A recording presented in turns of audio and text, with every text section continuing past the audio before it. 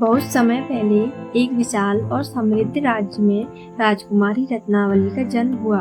वह अपनी अद्वितीय सुंदरता और बेजोड़ बुद्धिमत्ता के कारण दूर दूर तक प्रसिद्ध थी। राजा उदयन, जो राज्य का सम्राट था, अपनी बेटी से अत्यधिक प्रेम करता था और उसे किसी भी कठिनाई से बचाने के लिए तैयार रहता था। रत्नावली अपनी संपन्नता और सुंदरता को लेकर अत्यधिक गर्वित थी और उसे लगता था कि उसके सामने संसार की कोई भी चीज मायने नहीं रखती।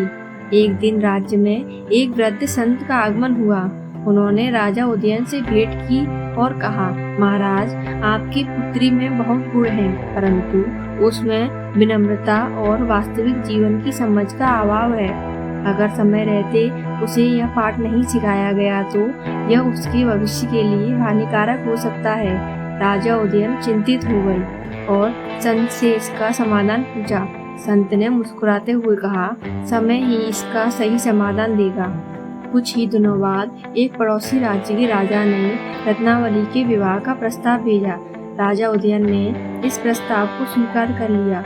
रत्नावली ने भी बिना सोचे समझे विवाह के लिए हाँ कर दी, क्योंकि उसने सोचा था कि राजा कृष्णवर्मा बहुत ही शक्तिशाली और धनी राजा हैं। विवाह की तैयारियां जोर शोर से चलने लगी और आखिरकार वह शुभ दिन आ गया। रत्नावली की डोली उस पड़ोसी राज्य के लिए निकल पड़ी, लेकिन रास्ते में कुछ अजीब घटित हुआ। उसकी डोली को डाकुओं ने घेर लिया और उसे जंगल में छोड़ दिया। वहाँ उसका सामना साधारण कपड़ों में एक भिक्षुक से हुआ। रत्नावली ने घबराते हुए कहा, मैं इस राज्य की राजकुमारी हूँ, तुम मुझे मेरे पति राजा कृष्णवर्मा के पास पहुँचाओ। भिक्षुक ने शांत स्वर में कहा, मुझे नहीं पता तुम किस राजा की बात कर रही हो, लेकिन मैं तुम्हें अपने आश्रम में शरण दे सकता हूँ। रत्नावली के पास कोई दूसरा विकल्प नहीं था। उसने अनिच्छा से भिक्षुक के साथ जाने का निर्णय लिया। आश्रम में पहुंचकर उसने देखा कि वहाँ का जीवन बहुत ही साधारण था।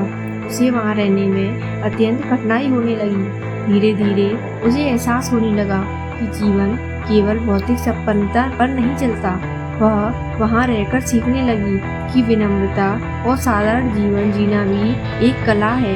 लेकिन उसके मन में अभी भी एक सवाल बना हुआ था, यह सब उसके साथ क्यों हो रहा था। समय बीतता गया और एक दिन भिक्षुक ने उसे बताया, अब समय आ गया है कि मैं तुम्हें सच्चाई बताऊं। मैं कोई साधारण भिक्षुक नहीं हूँ, मैं वही राजा कृष्णवर्मा हूँ जिससे तुम्हारा विवाह हुआ था। मैंने तुम्हारे अहंकार को तोड़ने और तुम्हें जीवन का असली मूल्य सिखाने के लिए यह योजना बनाई थी।